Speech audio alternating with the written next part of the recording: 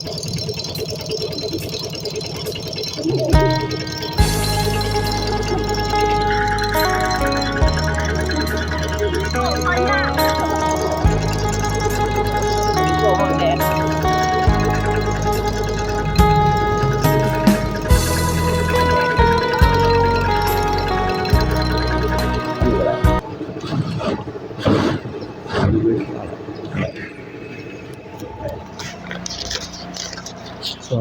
3 4 5 6 7 8 810ยัง200,000จับสียาวๆยาวๆมือครับ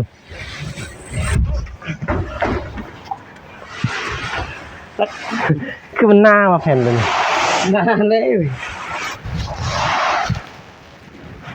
หน้าและยายเพราะว่าบอกสายก็เป็นคนเล็กคนน้อยเป็นน้องสีบอกตากับยายขยันบาปกับขออนุญาตก่อนเด้อทั้งเลยอ้าวมีต่อตามล่างเด้อมานี่ว่านั่นน่ะว่าเราตามล่างอ้าวก่อนอื่นทั้งตาและยายกสิมุกขอบใจเป็นขอบมุกขอบใจมาทั้งลูกแขกเด้อที่ซื้อไม่แป้นนะครับซื้อไม่เซ็นซื้อแผ่นเรียบให้ตาและยายซื้อแผ่นแป้นซื้อแผ่นเรียบซื้อแป้นให้ตาและยายให้ตากับยายอยู่นี่แหละก็ขอให้อ้ายเจ้าลูกเจ้าลูกก็ขอให้ลูกจงมีแต่ความสุขความเจริญขอให้ลูกมีความสุขความเจริญความพันใดพันมีปรารถนาสิ่งใดพันใดสิ่งนั้นในปรารถนาสิ่งใดขอให้ได้สิ่งนั้นเนาะในได้สมปรารถนาเพื่อนความเจ็บอย่าได้ความไข้อย่ามีความไข้ไม่มีให้ร่ำให้รวยอยู่ดีมีแห้งสาธุจะถูกเด้อสาธุพี่น้องเอ้ยโอเคเอาใส่ก็จะได้จบคลิปไปพร้อมๆตากับยายเลยพี่น้องมีแต่ว่าพอกันมา EP หน้าที่เบาสาย CM ตอนนี้ก็คือ EP ไปซื้อเพนเรียบพี่น้องอ่ะแล้วพอกันมาคลิปหน้าพี่น้องเอ้ยคลิปนี้เบาสายก็สิขอกล่าวคำว่าสวัสดีเด้อบ๊ายบายเบิ่งสวัสดีบ๊ายบายไปพี่น้อง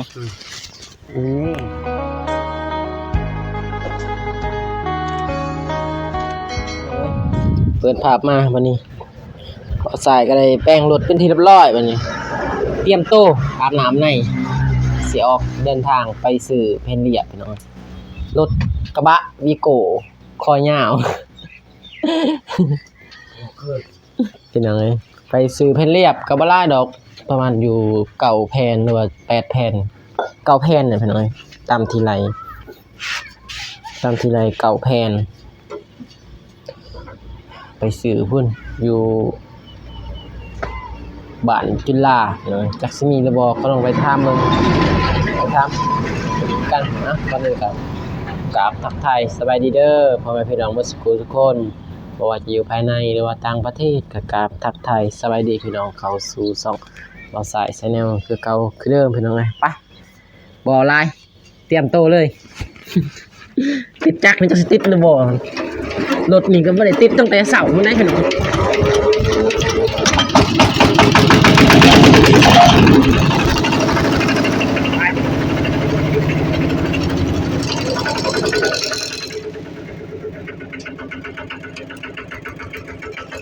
ออกเดินทาง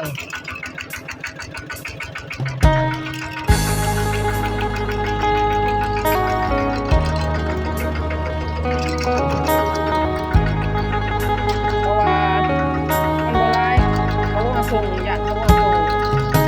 เลยต้องได้ขับรถกระบะ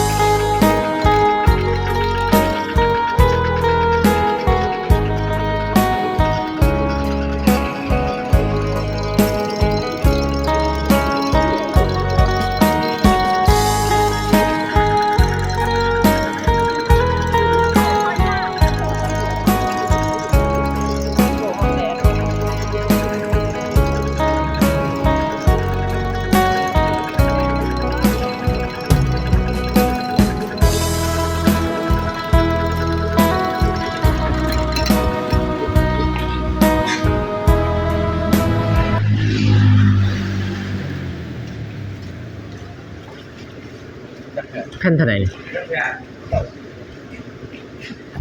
เอาเก่าแผ่นนี่ ใช่ได้เลยแค่เขานะ ใส่เสลียงอย่างนี้ แค่เขาแค่มันคนมากอ่านมันลายอย่างว่าใส่เป็นปลูกก่อนให้เราติดใส่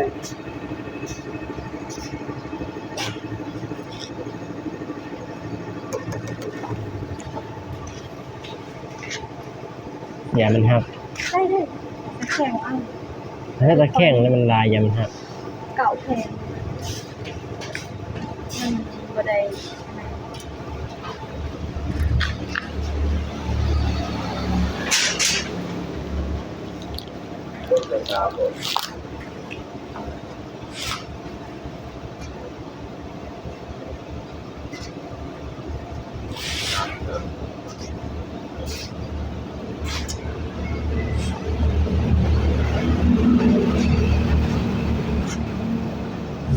อาจจะ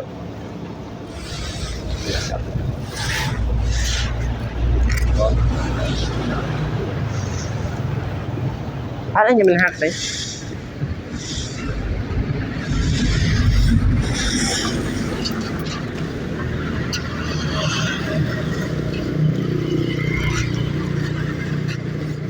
มันหักมาเดียวแล้วแตก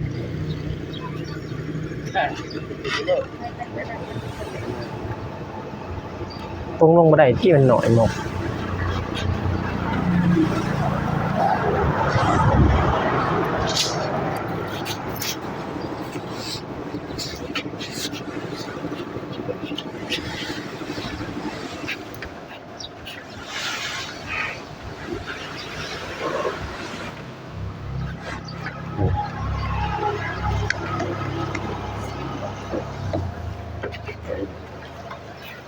เอาไว้ตัวนี้ว่าสอดกลางเนาะว่าสอดใส่ สบาย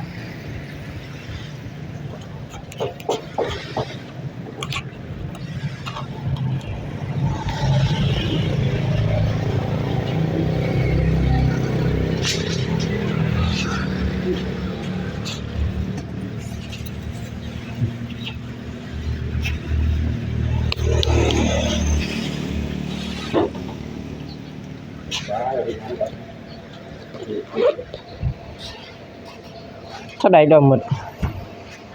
ต่อแบบเซต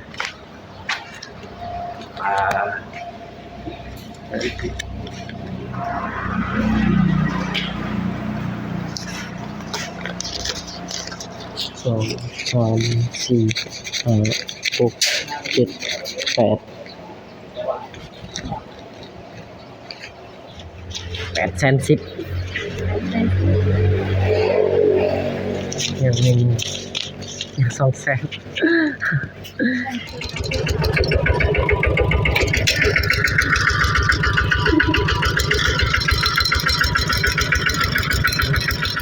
โลเท่าไหร่นี่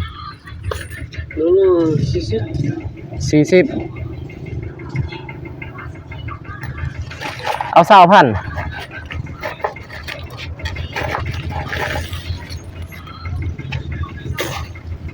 แต่ว่าโลหนึ่งไม่พอมันเอา20,000นี่บ่พอก็จึงมาซื้อใหม่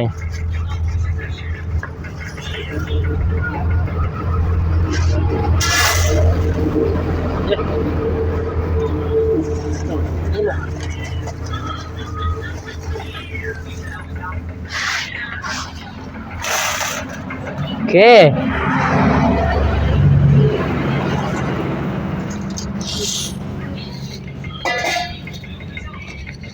20,000เงินเหรอขอบใจ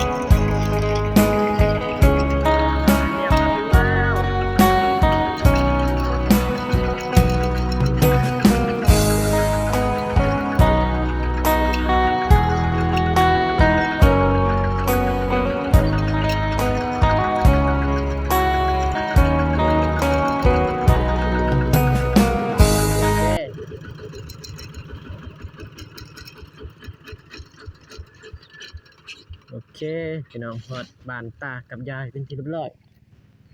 บ่ฮักบ่ บ่ฮักเนาะกันเนี่ย บ่ฮักเนาะ กันบ่ห้องก็ยังบ่อยู่แล้วกันบ่ห้อง คันบ่ห้องจ้างนี่เนาะ โอ้อันหน้าวัยรุ่นหน้าตอนนี้หนึ่งบ้าน อนอุ่นอยู่บ่เมื่อคืนนี่ คือหมวกมาเลยก็ดีแหละคือไปบ้านแม่คือเก่าเองคือหมวกไปนี่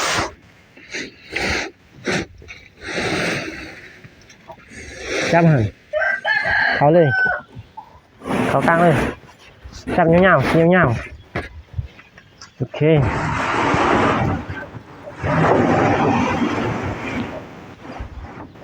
ไปแล้วเอาเทอละซองก็ได้บ่นักดอก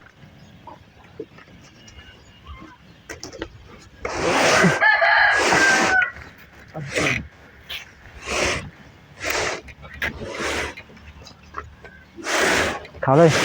เขาจับสียาวๆนี่มือจับสียาวๆยาวๆมือครั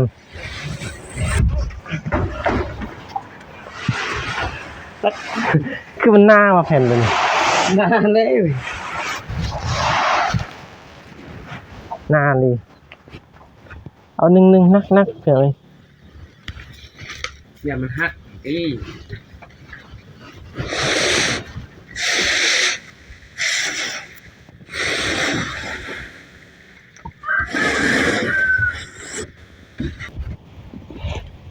2 คนอีกมื้อนี้พี่น้องเอ้ยน้องบุษบานี่เป็นมือกล่อง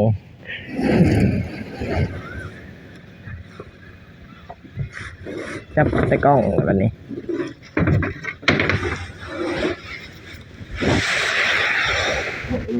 เป็นที่เรียบร้อยใช้เลยยายยิบมุ่ง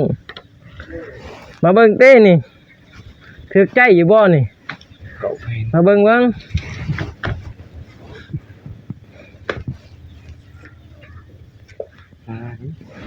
เราถึกใจอยู่บ่แผ่นนี่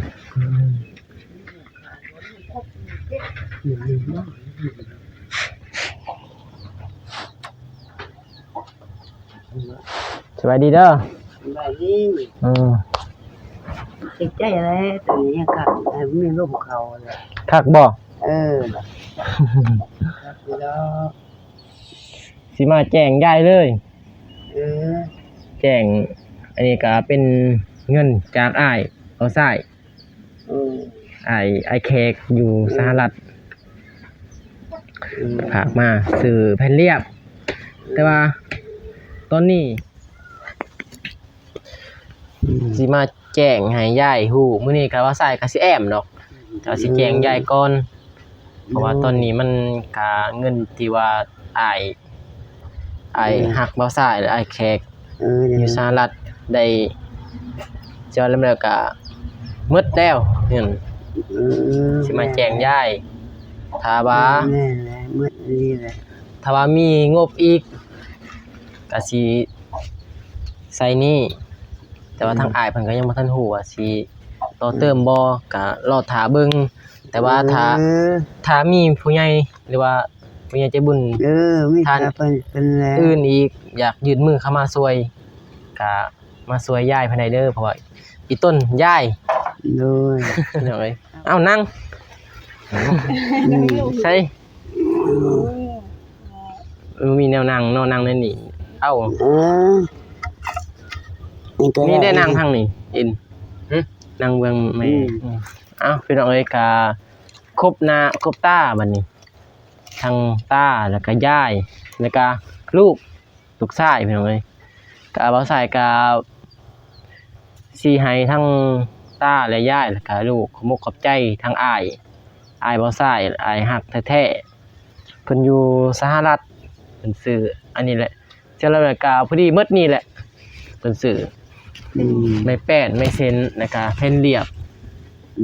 นั่นแหละโดย งบของอ้าย มัน อ้ายแขกเบิด น่ะ ฝากมาให้แต่ว่าตอนนี้งบได้หมดลงแล้วก็รอเบิ่งอีกพี่น้องเอ้ยบางทีก็ถ้าสิมีผู้ใหญ่ใจบุญเข้ามายืมมือช่วยก็ มาใส่แก ยินดีแต่ว่า นี่แหละ อันนั้นแหละ ดีเป็นสะพานบุญให้ ก็สงสารตากับยายมีแต่ว่าขอมุกขอบใจคลิปแล้วมันได้ยาวแล้วมีแต่ ใจ ว่า เพิ่นเด้อ เอานกเด้อเว้าอันนั้นเว้าตามหลังเด้อ เอาตำลัง ไร เว้าตามหลังเด้อ เป็นบ่ เป็น พี่น้องเอ้ยกาสิบ่ใส่กาขออนุญาตเด้อพี่น้องกาทั้งตาและยายเพราะว่าบ่ใส่ก็เป็นคนเล็กคนน้อยพี่น้องสิบอกตากับยายก็ยันบาปก็ขออนุญาตก่อนเด้อพี่น้องเอ้ยอ้าวมีแต่ว่าตามหลังเด้อมื้อนี้ ว่าอันนั้นบ่ เราตาม พรเพิ่น เราตามหลังพี่น้องเอ้ยก่อนอื่น ก่อนอื่น ทั้งตาและยาย ทั้งตาและยาย ก็สิมุกขอบใจ เป็นขอบมุกขอบใจมา ทั้งลูกแขก ทั้งลูกแขกเด้อ ที่ซื้อไม่เป็นนะครั ชื่อบ ไม่เป็น ซื้อไม่เซ็นซื้อแผ่นเรียบให้ตาและยาย ชื่อเป็นแป้นชื่อเป็นเรียบชื่อแป้น ให้ตาและยาย สหายตากับยายอยู่นี่แหละ ก็ขอให้อ้าย เออ เจ้าลูกเจ้า ลูก ก็ขอให้ลูกจงมีแต่ความสุขความเจริญ ก็ให้ลูกมีความสุขความเจริญความปันใด อันนั้ ปั น นใดปันมี